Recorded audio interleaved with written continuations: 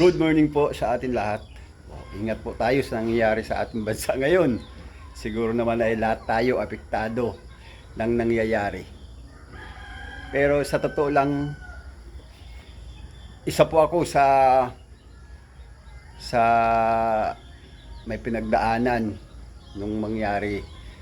Sa dami kasing ngayon kay Duterte, naging presidente natin.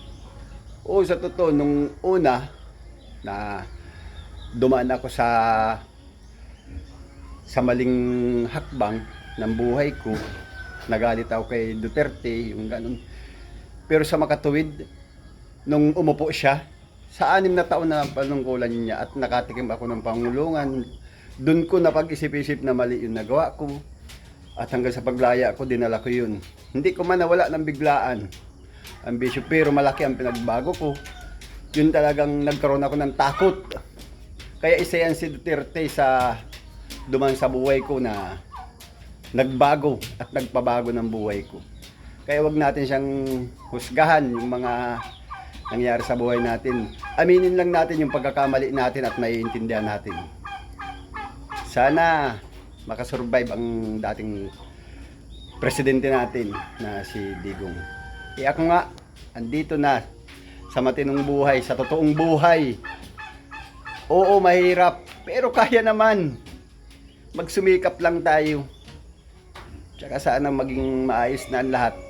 Dahil lahat po tayo naapektuhan. Hindi lang itong Pilipinas, kundi iba't ibang parte ng mundo.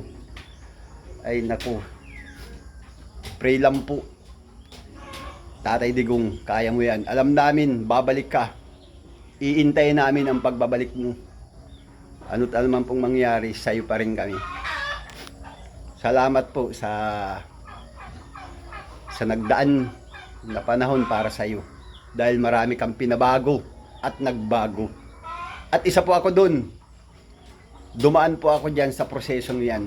Kaya isa po ako sa magpapatunay. Masakit man sa akin dahil noon, kung iisipin ko talaga, ay talagang galit po ako kasi